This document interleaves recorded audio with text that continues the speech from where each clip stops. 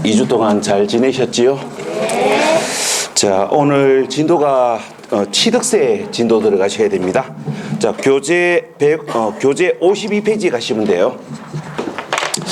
그 진도 순서를 좀 잠시 좀 언급을 드리면, 우리가 이제 1월 달에 세법 진도를 시작하면서 우리가 제1편 조세 총론을 먼저 설명을 드렸고, 요 총론 끝나고 나가지고 우리가 교재 뒷부분에 가가지고 부동산 양도 관련 조세를 먼저 설명을 드렸습니다. 해가지고 우리가 이제 지난주까지 해가지고 요 부동산 양도 관련 조세인 양도소득세 설명이 마무리됐고, 자, 그럼 이제 오늘 부동산 취득 관련 조세인 요 취득세하고 등록면허세를 이제 오늘 보셔야 됩니다. 자, 그러면 교재 52페이지입니다.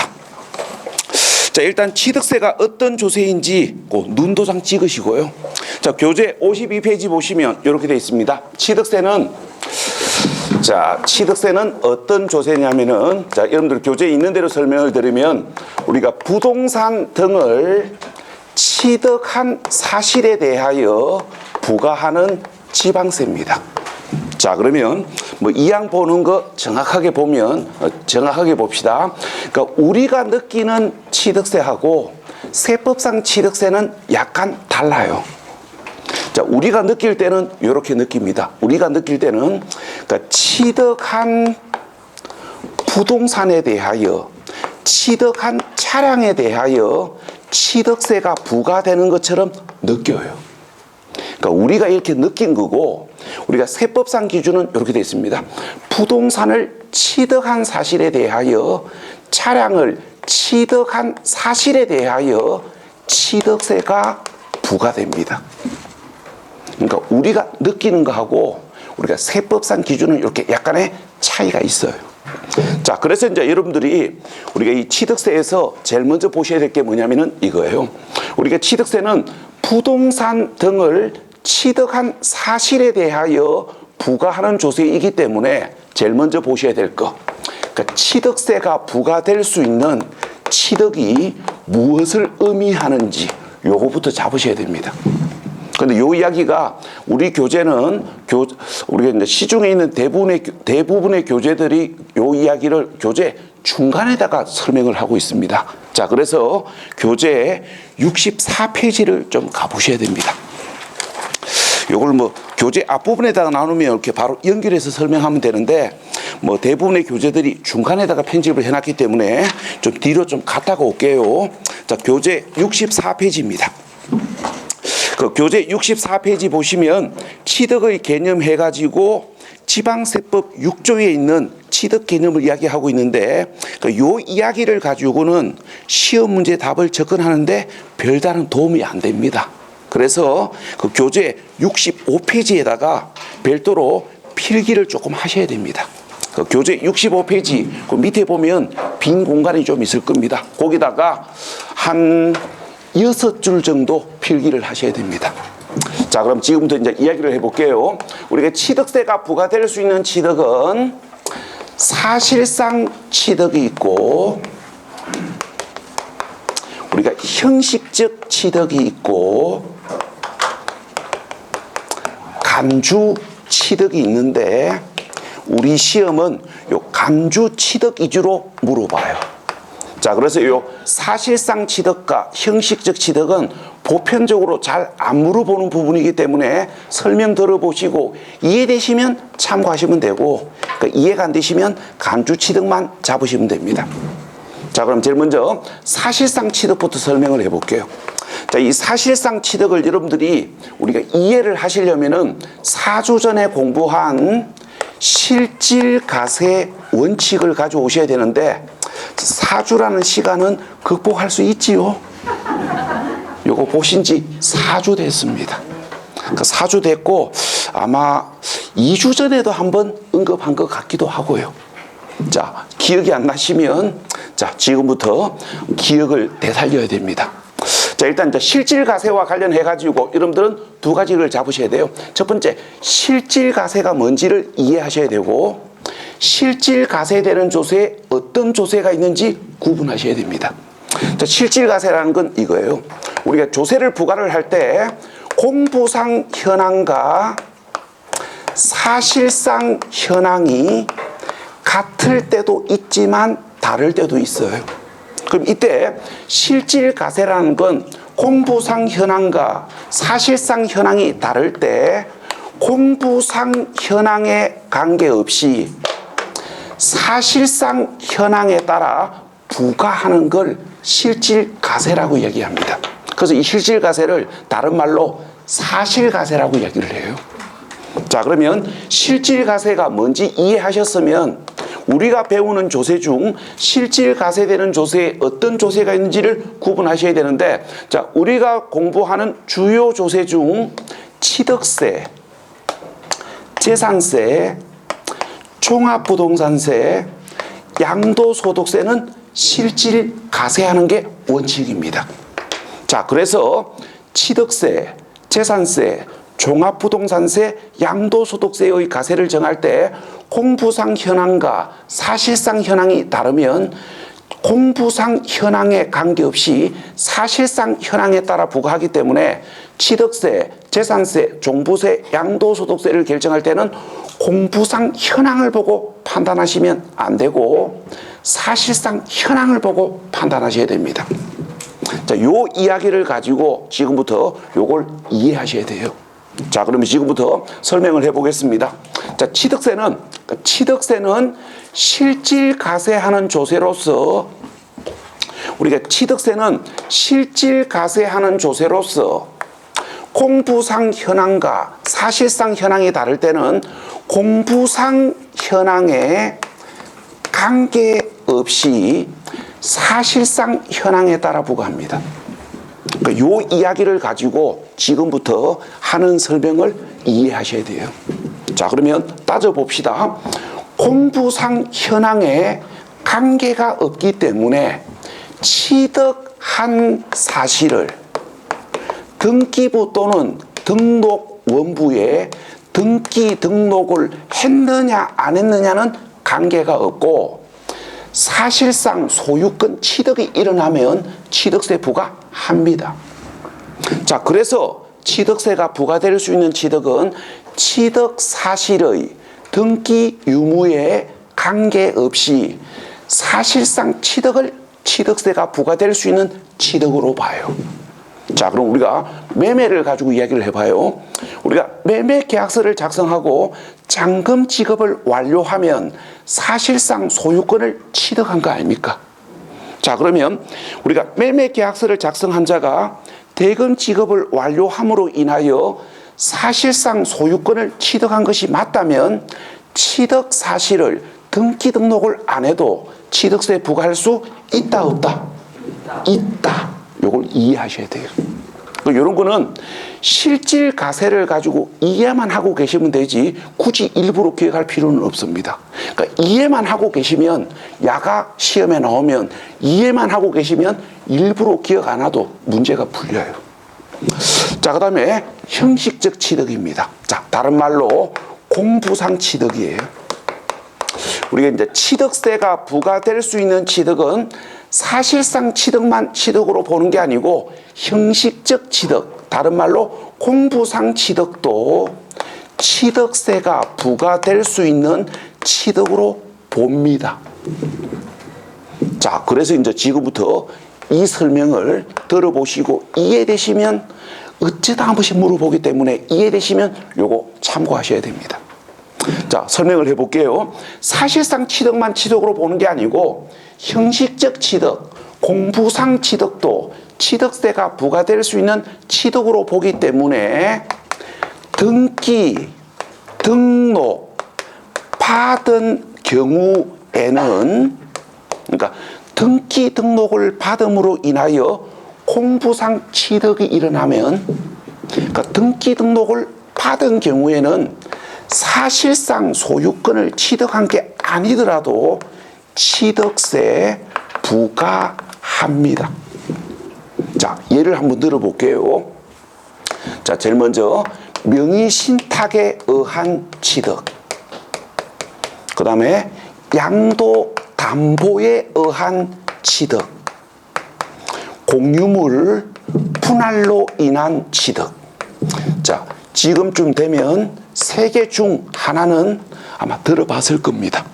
자, 그러면 내가 알고 있는 걸 가지고 한번 판단해 보십시오. 자, 명의 신탁에 의하여 취득하거나 양도 담보에 의하여 취득하거나 공유물 분할로 인하여 취득하면 사실상 소유권을 취득한 건 아니지요. 자, 그런데 등기 등록을 받음으로 인하여 공부상 취득이 일어났기 때문에 사실상 소유권을 취득한 건 아니지만 명의 신탁에 의한 취득, 양도 담보에 의한 취득, 공유물 분할로 인한 취득도 취득세 부과할 수 있다. 그러니까 여기까지는 우리 시험 문제에서 어쩌다 한번 물어보는 거지 보편적으로 물어보는 이야기는 아닙니다. 그래서 이해가 되시는 분들만 참고하시면 돼요. 자, 그 다음에 이제 간주 취득입니다. 자, 교재 거기 65페이지 중간에 보시면 간주 취득이 있어요. 자, 지금부터 이제 뭘 보셔야 되냐면은, 자, 간주 취득을 보셔야 되는데, 자, 첫 번째 차량 등의 종류 변경. 자, 일단은 자, 이게 처음 보는 이야기니까 한번 설명을 해 봅시다. 차량 종류 변경 무슨 말입니까? 모닝 타다가 그랜저로 바꿨다는 얘기입니까? 그 이야기 아니에요.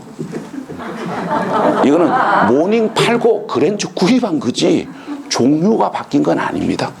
모닝도 성용이고 그랜저도 성용 아닙니까? 종류가 바뀐 게 아니에요, 이건. 그래서 종류 변경이라는 건 이런 의미로 접근하셔야 됩니다. 자, 우리가 이렇게 봅시다. 자, 11인승 카니발을 갑이 구입을 했습니다. 이제 구입을 해가지고 사용하다 보니까 좀 불편한 부분이 있어가지고 요걸 갑이 7인승으로 구조를 변경하는 경우가 있습니다. 자, 그러면 11인승 카니발은 승합 차량 아닙니까? 근데 7인승으로 구조를 변경하면 성용 차량으로 차량 종류가 바뀌었잖아요. 요거 이야기하는 거예요. 자, 그러면 차량 등록 원부상에 소유권의 변동은 없잖아요. 그래서 이걸 민법에서는 취득으로 보지 않습니다. 차량 등록 원부상에 소유권자의 변동은 없기 때문에 이걸 민법에서는 취득의 형태로 보지 않아요. 그런데 세법에서는 뭐 한다고요? 차량, 기계장비 등의 종류 변경도 취득으로 간주하여 취득세를 부과하는 간주 취득을 두고 있다고요. 그 다음에 토지 지목 변경. 자, 토지 지목 변경이 뭔지는 우리가 며칠 전에 공시법 시간에 공부하셨고, 자, 그 다음에 우리가 건축물의 신축, 재축을 제외한 건축은 정축을 이야기하는 거고, 거기 건축물의 신축, 재축을 제외한 건축은 정축을 이야기하는 거고, 그 다음에 개수. 자, 개수는 뭡니까? 자, 요 개수는 뭐냐면은, 자, 우리가 공법 시간에 건축법을 공부할 거고, 건축법을 공부하면 건축 행위를 공부할 겁니다. 우리가 건축 행위에는 뭐 신축이 있고, 재축이 있고, 정축이 있고, 그 다음에 개축이 있고, 대수선이 있다고 공부할 거예요. 여기 개축과 대수선을 통합해가지고 개수라고 얘기합니다. 자, 그러면 우리가 건물을 정축하거나 개축하거나 대수선하는 행위를 민법에서는 취득으로 보지 않습니다. 그런데 지방세법에서는 뭐 한다고요? 정축, 개축, 대수선도 취득한 것으로 간주하여 취득세를 부과하는 간주 취득을 두고 있다고요. 자, 그래서 이제 지금부터 여러분들이 이제 이걸 하셔야 됩니다. 이런 것들을, 그러니까 이런 것들을 민법에서는 취득의 형태로 보지 아니하지만 지방세법에서는 이런 것들을 취득한 것으로 간주하여 취득세를 부과하는 간주 취득을 두고 있다는 걸 알고 계셔야 되는데, 우리 시험은 요 지목 변경하고 가점주주 2주로 시험에 나와요. 그래서 간주 취득으로서 취득세가 부과될 수 있는 형태의 어떤 경우가 있는지 전체 이야기를 읽어보시고 우리가 이제 공부를 하실 때는 지목 변경, 가점주주 두 개 위주로 공부하시면 됩니다. 자, 그럼 여기 지목 변경부터 이야기해 봅시다. 자, 일단 여러분들 교재에 거기 65페이지에는 이렇게 제목만 땅그랑이 적어놨는데, 자, 지금부터 지목 변경과 관련해 가지고 이 개념을 잡으셔야 돼요. 자, 지목 변경과 관련해 가지고 지목 변경을 언제 취득으로 간주하는지를 정리를 하셔야 되는데, 자, 교재 65페이지 거기 지목 변경 옆에다가 한 줄 정도 별도로 필기를 하셔도 되고, 요 이야기를 우리 교재는 55페이지에서 설명하고 있습니다. 그래서 교재 65페이지 지목 변경 옆에다가 별도 필기하셔도 되고, 교재 보실 분들은 교재 55페이지 보시면 됩니다. 자, 그럼 이제 교재 55페이지 보시면 이렇게 정리를 해놨습니다. 토지의 지목을 사실상 변경함으로 인하여 그 가액이 증가한 경우에는 취득으로 본다, 이렇게 되어 있습니다. 자, 사실상 변경 동그라미 하시고, 증가한 경우 동그라미 하시고, 이 말의 의미와 이 말의 의미가 구분이 되면 문제가 풀리는 거고, 이 말의 의미와 이 말의 의미가 구분이 안 되면 문제가 안 풀립니다. 그러니까 이 말의 의미하고 이 말의 의미가 해석이 돼야 된다고요. 자, 그럼 지금부터 설명을 해볼게요. 토지 지목 변경을 무조건 취득으로 간주하여 취득세를 부과하는 게 아니고, 언제? 토지의 지목을 사실상 변경함으로 인하여 그 가액이 증가했을 때 지목 변경을 취득으로 간주하여 취득세를 부과하는 것이지, 공부상 지목 변경이거나 사실상 지목을 변경하였으나 가액 증가가 없는 경우에는 지목 변경을 취득으로 보지 않기 때문에 취득세 부과 안 합니다. 구분되셔야 됩니다. 자, 그러면 우리가 1, 2월은 우리가 공부가 처음이니까 이걸 한번 예를 들어서 한번 설명을 해 봅시다. 우리가 3월달 이후부터는 그냥 말로 조지버리지 예를 들어서 설명하지 않습니다. 자, 오늘 올해 처음이자 마지막으로 예를 한번 들어볼게요. 자, 이런 예를 한번 들어보겠습니다. 자, 갑이 공부상 지목도 임야고 사실상 지목도 임야인 A 토지를 을로부터 매매로 취득을 했고, 우리가 이제 토지 형질 변경 허가를 받아 가지고 A 토지에다가 저는 주택을 신축을 했고, 자, 전원주택을 신축을 하면 우리가 전원주택을 신축할 당시 공부상 지목은 아직 임야이지만 전원주택의 신축으로 인하여 사실상 지목은 대지로 변경이 되었고, 그 다음에 우리가 전원주택을 신축한 사실, 취득한 사실을 우리가 등기하게 되면, 자, 여러분들이 이제 공시법 시간에 공부를 할 겁니다.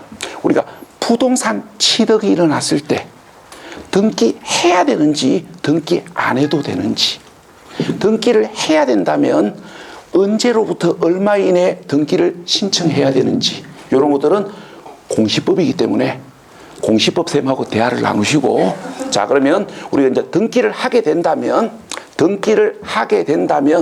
주택은 무슨 등기 하셔야 됩니까? 우리가 신축은 원시 취득 아닙니까? 그러니까 신축은 원시 취득이기 때문에 소유권 보존 등기를 하셔야 되고, 그 다음에 토지에 대해서는 무슨 등기 합니까? 우리가 토지, 자, 이 경우 토지에 대하여 등기가 이루어진다면 무슨 등기합니까?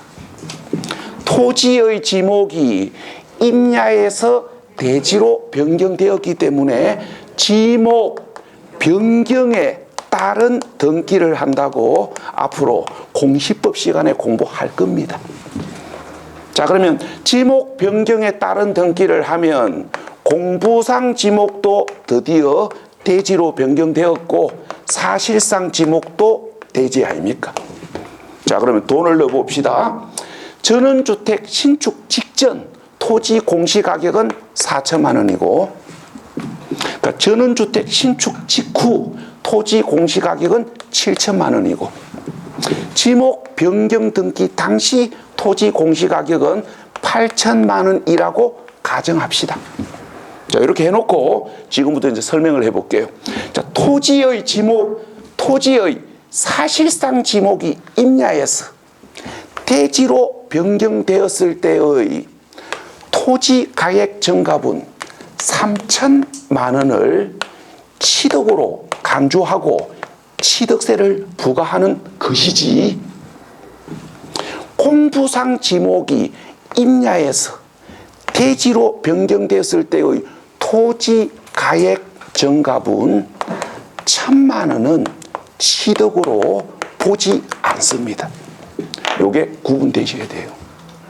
자, 왜 그런지 그 이유를 살짝 설명드리면, 우리가 사실상 지목이 임야에서 대지로 변경됐을 때의 가액 증가분 3천만 원은 토지 본래 가치가 증가된 거예요. 자, 그런데 공부상 지목이 임야에서 대지로 변경되었을 때의 토지 가액 증가분 1,000만 원은 토지 본래 가치가 증가된 게 아니고 시세 상승분입니다. 자, 시세 상승분에 대해서 취득세를 부과하게 되면 두 가지 문제가 있습니다. 첫 번째 문제, 시세 떨어지면 땅 주인이 내 취득세 돌려달라고 합니다. 그러면 시세 떨어지면 취득세 돌려줬다가 시세 올라가면 또 뺏어올 겁니까? 그럴 수는 없잖아요. 그 다음에 시세 상승분은 유상 양도로 인하여 양도 차익으로 실현되면 양도소득세 부과하지요. 우리가 시세 상승분이 매매로 양도 차익으로 실현되면 양도소득세 부과되잖아요. 그런데 시세 상승분에 대해서 취득세를 부과하게 되면 세금이 이중으로 부과되는 거 아닙니까? 그래서 이런 이유, 저런 이유 때문에 공부상 변경은 취득으로 보지 않고 사실상 변경만 취득으로 봐요. 요게 구분되셔야 됩니다. 요게 우리 시험 요게 26회 때인가 물어봤던 이야기 아닙니까? 이렇게 물어봤었어요. 공부상 지목 변경으로 가액이 증가되면 취득세 납세 의무가 있다. 틀렸지. 사실상 지목 변경으로 그 가액이 증가했을 때 취득으로 보는 것이지, 공부상 지목 변경은 가액이 증가되더라도 취득으로 보지 않는데 무슨 취득세 납세 의무가 있습니까? 이런 식으로 어쩌다 한 번씩 물어보기 때문에 요 설명 이해되시면 잡으셔야 돼요. 자, 그 다음에 우리가 가점주주입니다. 자, 교재 55페이지 가점주주가 누구인지 눈도장 찍으시고, 자, 교재 55페이지 가점주주, 자, 읽어볼게요. 가점주주란 주주와 그 첫째 줄 끝부분에 특수관계에 있는 자의 소유 주식의 합계가 셋째 줄 50%를 초과하는 자를 말한다. 자, 그럼 이제 예를 하나 들어놔놓고 이야기해 봅시다. 자, 이런 예를 하나 들어볼게요. 자, A라는 비상장법인 회사가 있고, 자, A 기업이 보유하고 있는 총 재산 중 취득세가 부과될 수 있는 재산 가액이 100억이라고 가정하고, 갑이 A 기업 주식을 40%를 보유를 하고 있는데 갑의 자녀을이 다른 주주로부터 A 기업 주식을 15%를 매입을 했다고 가정합시다. 자, 그러면 조금 전에 가점주주 개념을 읽어보셨습니다. 자, 그러면 읽어본 대로 가봅시다. 우리가 주주와 특수관계에 있는 자녀의 보유 주식의 합산된 비율이 55%로 50%를 초과하기 때문에 갑하고 갑의 자녀을은 A 기업의 가점주주가 되었습니다. 자, 그럼 지금부터 이걸 생각하셔야 됩니다. 우리가 비상장법인이라는 걸 생각하셔야 돼요. 자, 비상장법인 주식을 50%를 초과하여 취득함으로 인하여 비상장법인의 가점주주가 되면 그냥 최대 주주, 그냥 일대 주주가 된 게 아니고 뭐가 된 걸로 보셔야 되냐면은 A 기업의 실질적 소유주가 된 걸로 보셔야 됩니다. 감이 안 옵니까? 그럼 감이 오도록 만들어 봅시다. 자, 우리가 정어선 씨가 누군지 알지요? 저기 태화강 또랑 옆에 그 큰 회사 하나 있잖아요. 그 오너 아닙니까? 자, 이분이 현대자동차 그룹 주식 몇 프로 정도 가 있을까요? 어선이가 현대자동차 그룹 주식 몇 프로 정도 가 있겠어요? 제가 정확하게는 솔직히 모릅니다. 모르는데 제가 봤을 때는 10%도 안 됩니다. 전체, 그러니까 현대자동차 그룹 전체 주식의 10%도 안 돼요. 꼴랑 10% 가지고 매출액이 100조가 되는 이 현대자동차 그룹을 지 맘대로 경영하고 있습니다. 자, 꼴랑 10% 가지고 이렇게 합니다. 그럼 봐요. 50%를 초과하면 이거는 독재입니다. 독재. 그래서 봐요. 비상장법인 주식을 50% 초과하여 취득함으로 인하여 비상장법인의 가점주주가 되면 해당 기업의 실질적 오너가 된 거고, 그러면 A 기업이 보유하고 있는 이 재산은 가점주주의 소유가 된 거 아닙니까? 자, 그래서 세법에는 어떤 규정을 두고 있냐면은 가점주주 명의로 소유권 이전 등기를 하지 아니하더라도 가점주주가 해당 법인이 보유하고 있는 재산을 취득한 것으로 간주합니다. 요 그림을 먼저 이해하셔야 됩니다. 자, 여기서 그러니까 여기서 가점주주의 주식 취득으로 간주하는 기본적 흐름을 이해하셔야 돼요. 그러니까 요 이야기를 가지고 요걸 이해하셔야 됩니다. 자, 이해하셨으면 지금부터 이제 애우셔야 됩니다. 뭐를 암기하셔야 되냐면은 가점주주의 주식 취득을 언제 취득으로 간주하고 언제는 취득으로 보지 않는지 요걸 암기하셔야 돼요. 자, 교재 55페이지 읽어볼게요. 자, 교재 55페이지 언제? 비상장법인 주식을 취득함으로써 가점주주가 되었을 때, 그 비상장법인 거기다가 동그라미 하시고, 자, 읽어볼게요.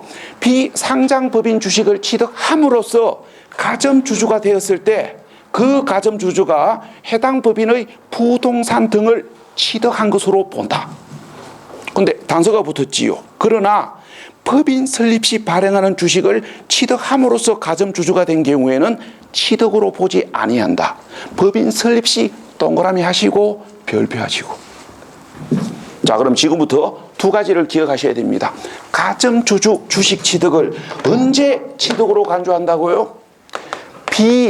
비상장법인 주식을 취득함으로 인하여 가점주주가 되었을 때, 이게 조건이에요. 그러니까 비상장법인 주식을 취득함으로 인하여 가점주주가 되었을 때 가점주주가 해당 법인의 부동산 등을 취득한 것으로 간주하고 취득세를 부과하는 것이지, 상장법인 주식을 취득한 경우이거나 법인 설립시는 우지된다.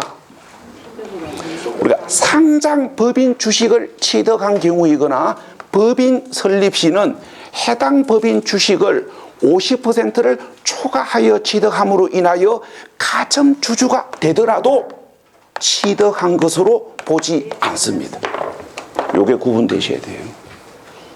여기까지가 간주 취득에서 아셔야 될 참고사항입니다.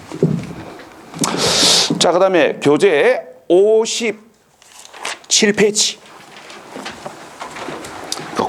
교재 57페이지 7번, 8번 가가지고 이걸 하셔야 됩니다. 뭘 하셔야 되냐면은 일단 제목부터 달아보면 취득 원인을 구분하실 줄 아셔야 돼요. 그러니까 취득 원인을 구분하셔야 되는데 교재 57페이지 배우자 또는 직계 존비속의 부동산을 취득하거나 부담보 증여에 의하여 취득하거나 교재 58페이지 상속재산을 재분할을 했을 때 이걸 증여에 의한 취득으로 보는지 유상취득으로 보는지 취득 원인을 구분하셔야 됩니다. 왜 취득 원인을 구분하셔야 되냐면은 그 이유는 6주 전에 한번 설명을 드렸고 1시간 후에 자세히 배울 겁니다. 우리가 부동산을 취득했을 때 취득세는 취득 원인에 따라 다 다르지요. 부동산을 취득하는 원인이 유상승계 취득이냐, 상속에 의한 취득이냐, 증여에 의한 취득이냐, 원시 취득이냐, 취득 원인에 따라 세율이 다르고요.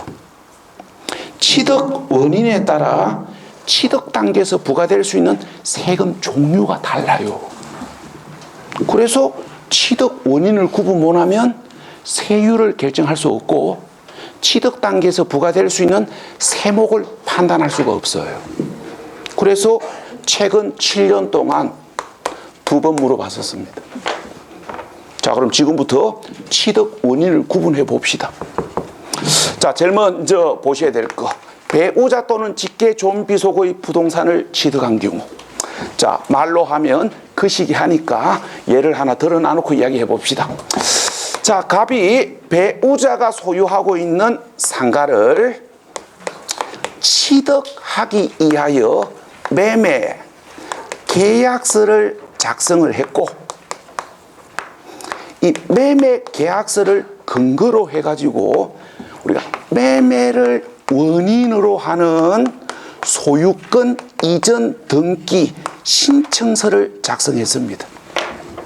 자, 그러면 매매 계약서를 작성했고 매매를 원인으로 하는 소유권 이전 등기 신청을 했으니까 갑이 배우자로부터 이 상가를 매매에 의하여 유상 취득한 걸로 볼 수 있느냐 이 말입니다. 자, 지금부터 실질 가세를 가지고 이해를 하셔야 되지 이런 거 암기하시면 올해는 합격 못 합니다. 언젠가는 하긴 하겠지요. 한 23년 정도에. 이런 거 암기하시면요 합격 못 해요. 여러분들이 봐요. 우리가 공부를 할 때 우리가 공부가요 암기해야만 문제가 풀리는 게 있고 암기 안 해도 이해만 하고 있으면 문제가 풀리는 게 있어요. 야는 전자가 아니고 후자입니다. 야는 하나도 기억 안 해도 이해만 하시면 문제가 풀려요. 그래서 죄송합니다. 쉴 데 없이 애울락 하지 마십시오. 이걸 쉴 데 없이 애우시는 분들이 계십니다. 암기를 안 해도 문제가 풀리는데 이걸 왜 암기하려고 그럽니까? 그건 뭡니까? 기억해야 될 게 너무 많다고 힘들어 죽겠답니다. 쉴 데 없는 걸 기억해 놓고는. 자, 요거는 기억하는 게 아니고 100% 이해사항이에요.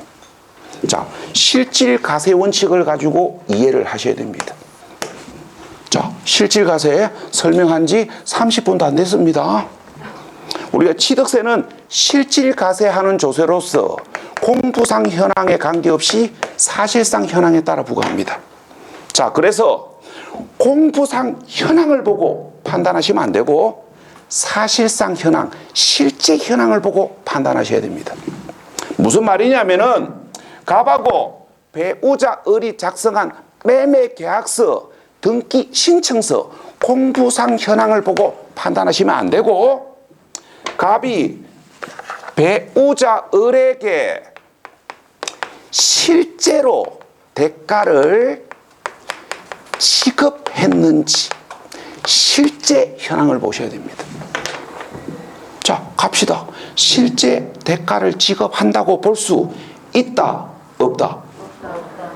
자, 멀리 갈 것도 없고 여러분들이 갑이라면 배우자한테 돈 줄 겁니까? 줄 마음도 없으면서 줄 마음도 없고 결론적인 거 줄 돈도 없고 그럼 실제 대가 지급 안 합니다. 대가 지급 안 했으면 뭐예요? 대가 지급 안 했으면 정려지. 봐요. 실질과세를 가지고 이해하셔야 된다니까요. 그럼 읽어봅시다. 교재 57페이지.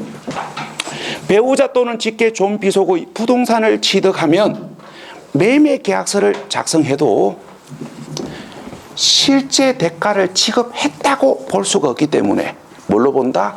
정려에 의한 취득으로 본다. 근데 요게 단서가 붙습니다. 그러나 자, 갈로 1번에 공경매에 의하여 취득한 경우, 그 다음에 갈로 2번 부동산을 서로 교환한 경우, 그 다음에 갈로 4번에 1항, 2항. 자, 읽어볼게요. 해당 부동산을 취득하기 위하여 그 대가를 지급한 사실이 다음 어느 하나에 의하여 입증되는 경우. 자, 1항입니다. 자, 1항. 그 대가를 지급하기 위한 취득자의 소득이 입증되는 경우. 무슨 말이냐면은 우리가 그 재산을 취득한 배우자의 소득 규모로 봤을 때 재산을 취득할 능력이 충분히 있다는 게 입증된다는 얘기예요. 그 연봉이 10억인데 배우자로부터 5억짜리 상가를 이전받았다. 그러면 소득 규모로 봤을 때 재산 취득 능력이 있고 대가를 지급했다고 볼 수 있잖아요. 그 다음에 2항입니다. 소유 재산을 처분 또는 담보한 금액으로 그 대가를 지급한 사실이 입증되는 경우. 거기 2항에 소유 재산을 처분 또는 담보한 금액으로 그 해당 부동산을 취득한 경우 이렇게 돼 있는데 그 해당 부동산을 취득한 경우 그 말 삭제하시고 해당 부동산을 취득한 경우 그 말 삭제하시고 이렇게 적으십시오. 소유 재산을 처분 또는 담보한 금액으로 대가를 지급한 사실이 입증되는 경우 그렇게 하시면 말이 더 깔끔해져요. 자, 무슨 말인지 제가 예를 들어 볼게요. 자, 이야기 아닙니까? 갑이 보유하고 있는 A 토지를 병에게 매매를 하고 받은 대금으로 배우자에게 대가를 지급한 사실이 입증되는 경우, 아니면 갑이 보유하고 있는 A 토지를 은행에다가 담보로 제공하고 은행으로부터 대출받은 금액으로 대가를 지급한 사실이 입증되는 경우. 자, 그럼 한꺼번에 갑시다. 보유 재산을 처분 또는 담보한 금액으로 대가를 지급한 사실이 입증되는 경우. 자, 이러한 사유에 해당이 되면 대가를 지급한 사실이 입증되지요. 그래서 뭘로 본다?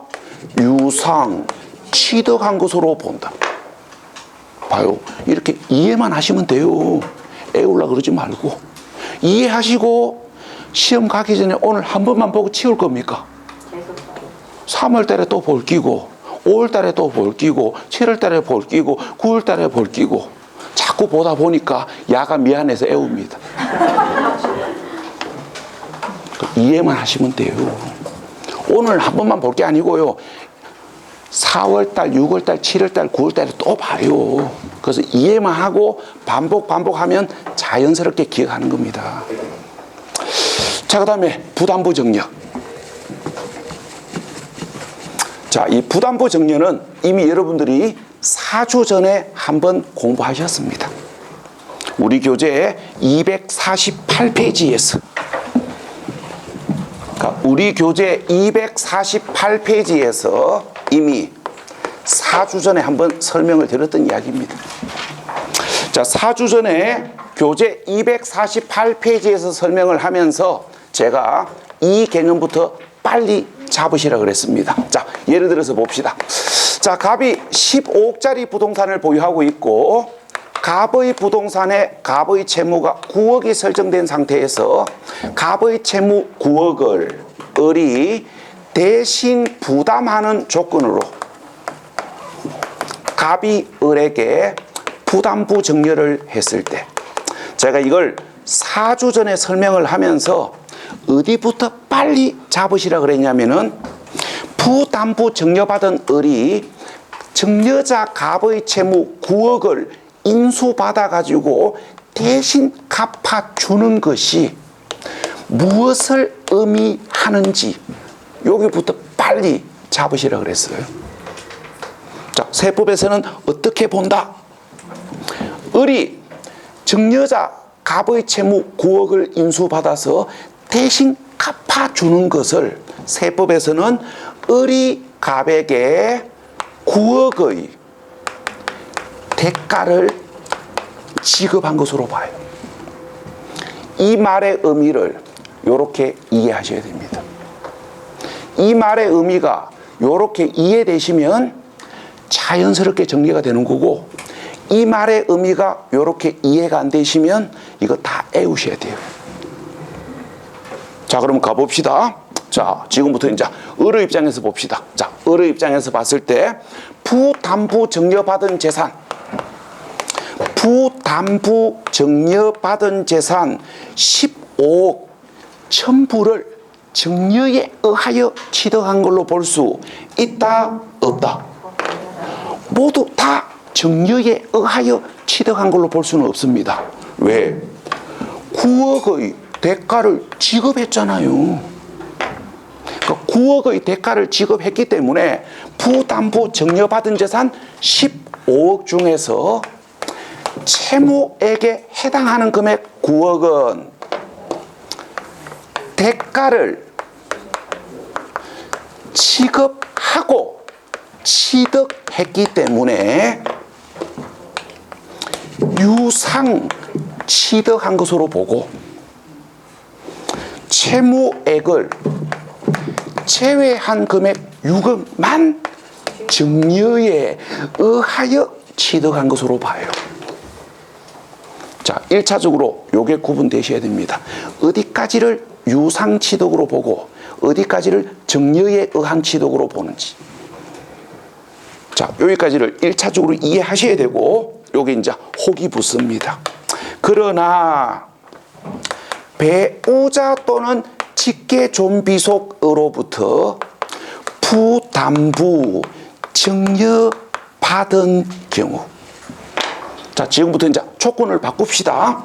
자, 을이 일반인 갑으로부터 부담부 정려를 받은 게 아니고 배우자 갑으로부터 부담부 정려 받기로 부담부 정려 계약서를 작성했다고 가정합시다. 자, 지금부터 실질 가세를 생각하셔야 됩니다. 공부상 현황을 보고 판단하시면 안 되고 사실상 현황을 생각하셔야 돼요.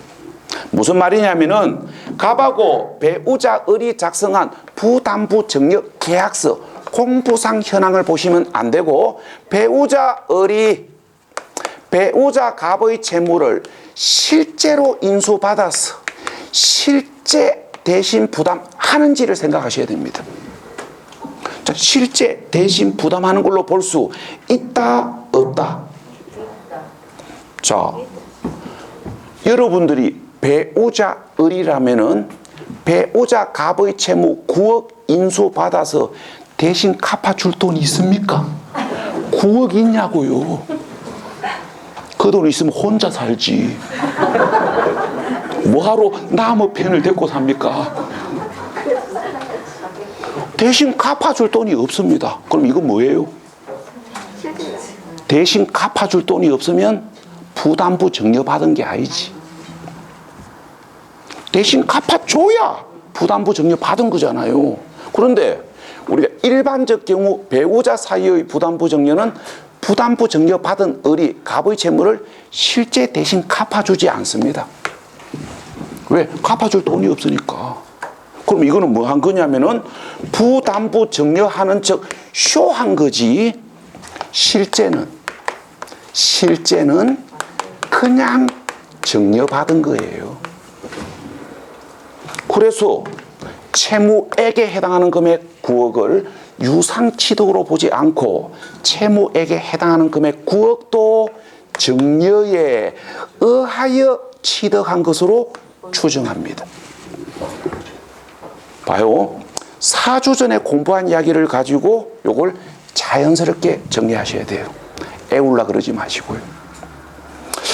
자, 그 다음에 교재 58페이지 상속재산 재분할을 보셔야 되는데 잠시 쉬었다가 설명드리겠습니다.